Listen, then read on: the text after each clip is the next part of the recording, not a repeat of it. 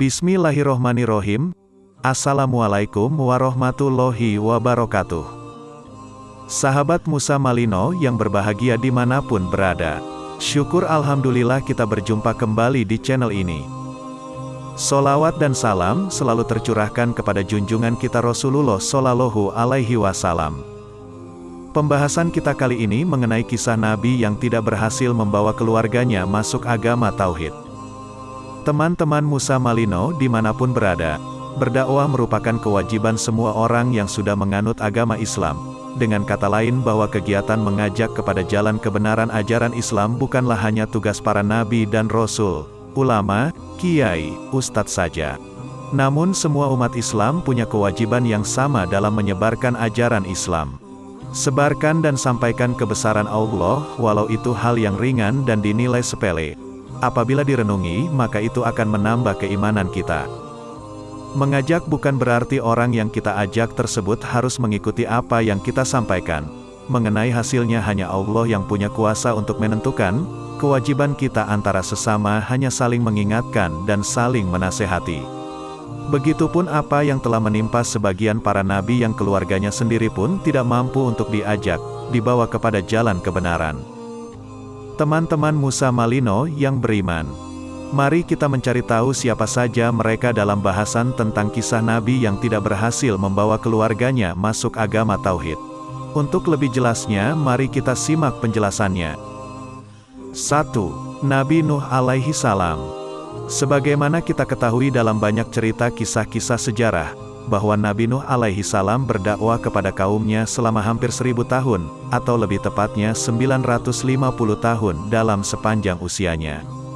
Dengan rasa kesabaran yang dimilikinya, ia terus berupaya mengingatkan kaumnya supaya mau kembali kepada agama Tauhid.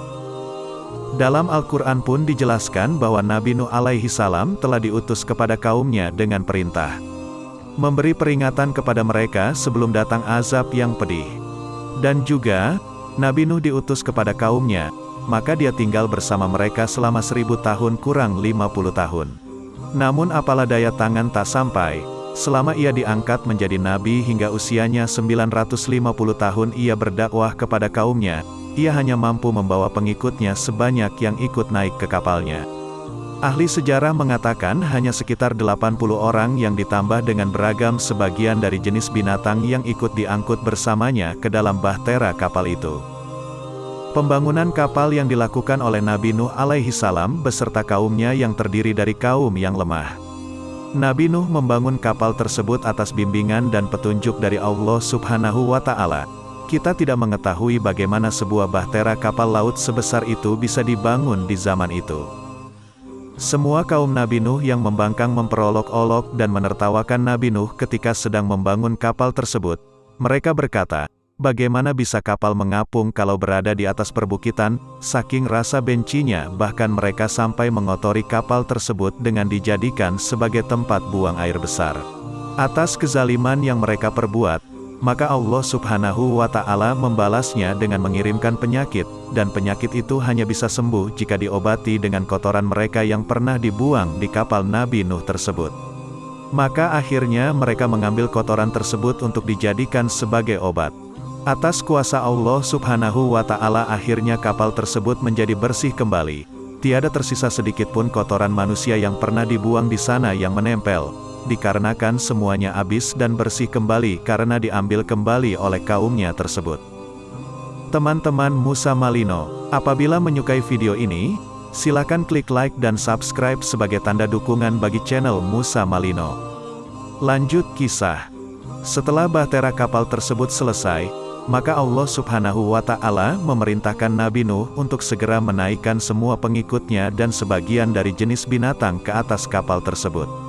Tak lama setelah itu turunlah hujan yang terus-menerus yang mengakibatkan banjir besar sehingga air naik sampai ke atas pegunungan. Semua pengikut Nabi Nuh ikut masuk ke dalam kapal tersebut kecuali putranya yang bernama Kanan. Ia menolak ikut naik ke kapal bersama Nabi Nuh. Malahan ia mencari perbukitan gunung yang lebih tinggi untuk menghindari banjir tersebut. Namun akhirnya ia tewas terseret arus air bah tersebut karena semua daratan tertutup oleh banjir besar. Sebagaimana Allah berfirman yang artinya, Kemudian mereka dilanda banjir besar, sedangkan mereka adalah orang-orang yang zalim. Al-Quran Surah An-Kabut ayat 14. 2. Nabi Lut alaihi salam. Nabi Lut alaihi salam adalah nabi yang hidup sejaman dengan Nabi Ibrahim alaihi salam. Dalam kisahnya ia hidup berada bersama suatu kaum yang mempunyai penyimpangan perilaku seksual, yakni kaum yang menyukai sesama jenis dengan kata lain homoseksual. Allah subhanahu wa ta'ala menjelaskan dalam Al-Quran yang artinya, "Mengapa kamu mendatangi jenis lelaki di antara manusia, dan kamu tinggalkan istri-istri yang dijadikan Tuhanmu untukmu, bahkan kamu adalah orang-orang yang melampaui batas."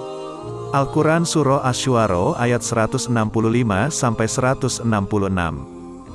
Nabi Lut alaihi salam berupaya terus mengingatkan kaumnya untuk kembali kepada jalan kebenaran dan meninggalkan kebiasaan buruk mereka tersebut.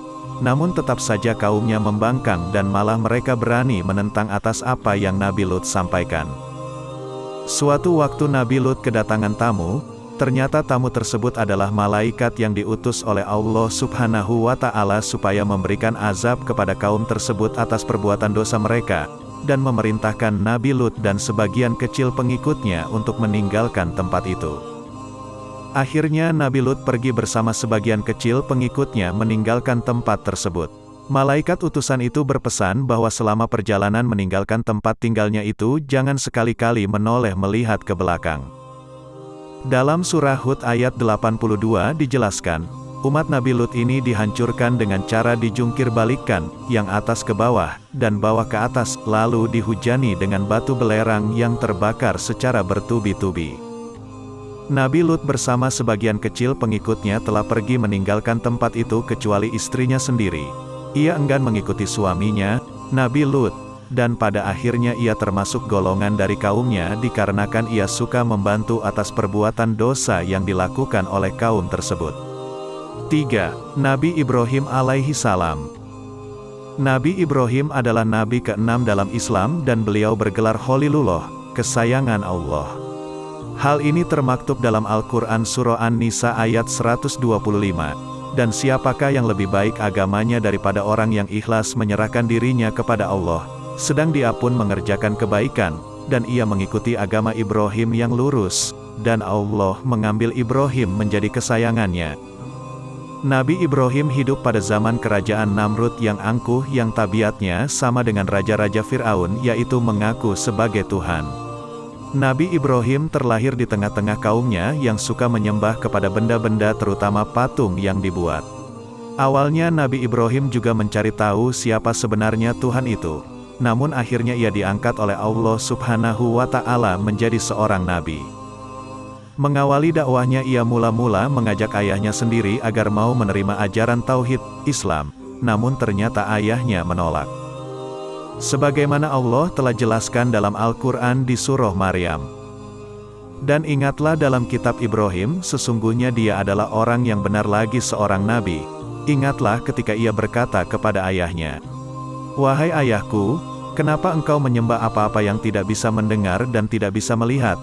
Wahai ayahku, sesungguhnya telah sampai kepadaku wahyu. Apa-apa yang tidak diberikan kepadamu, maka ikutilah aku. Aku tunjukkan jalan yang lurus. Wahai ayahku, janganlah engkau menyembah setan, sesungguhnya setan itu bermaksiat kepada Allah. Wahai ayahku, sesungguhnya aku takut azab Allah akan menimpamu sehingga setan menjadi temanmu." Lalu ayah Ibrahim berkata kepada Ibrahim, "Hai Ibrahim, apakah engkau membenci Tuhan-Tuhanku? Sungguh jika engkau tidak berhenti membenci Tuhan-Tuhanku, sungguh aku akan memukulmu dan pergilah segera dariku." Ibrahim berkata, "Semoga engkau selamat dan aku akan mendoakan untukmu agar Allah Tuhanku mengampunimu, sesungguhnya dia sangat baik kepadaku." Al-Quran Surah Maryam 41-47. Nabi Ibrahim lantas menyerahkan semuanya kepada Allah atas apa yang terjadi dalam keluarganya, dan ia berlepas diri dari masalah ayahnya itu kelak di hadapan Allah subhanahu wa ta'ala. 4. Nabi Muhammad Shallallahu Alaihi Wasallam. Kisah tentang perjalanan Nabi Muhammad Shallallahu Alaihi Wasallam merupakan kisah Nabi yang paling dekat dengan zaman kita hari ini. maka tidaklah heran jika kisah perjalanan hidupnya sudah banyak diketahui oleh umat Islam hampir seluruhnya. Meskipun Nabi Muhammad sudah diangkat menjadi nabi dan rasul, tetapi ternyata ada pihak keluarga yang tidak mau mengikuti ajakan dan ajaran Islam, karena rasa kekhawatiran akan kehilangan wibawa kesukuan bangsanya. Ia adalah Abu Thalib yang tak lain adalah pamannya sendiri.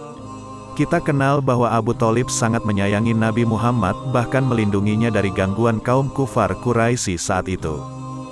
Allah Subhanahu wa Ta'ala menjelaskan bahwa seorang nabi sekalipun tidak mampu memberi petunjuk kepada seorang manusia, biarpun itu orang yang paling disayangi. Sesungguhnya kamu tidak akan dapat memberi petunjuk kepada orang yang kamu kasihi, tetapi Allah memberi petunjuk kepada orang yang dikehendakinya, dan Allah lebih mengetahui orang-orang yang mau menerima petunjuk. Al-Quran Surah Al-Qasas ayat 56. Selain itu juga, menurut pendapat para ulama bahwa ibunya, Siti Aminah, dan ayahnya, Abdullah, juga belum sempat masuk kepada ajaran Islam, karena mereka meninggal sebelum Nabi Muhammad SAW diangkat menjadi nabi dan rasul. Demikianlah pembahasan singkat tentang kisah nabi yang tidak berhasil membawa keluarganya masuk agama tauhid. Semoga ada hikmahnya buat kita semua. Kebenaran hanya milik Allah Subhanahu wa Ta'ala. Wassalamualaikum warahmatullahi wabarakatuh.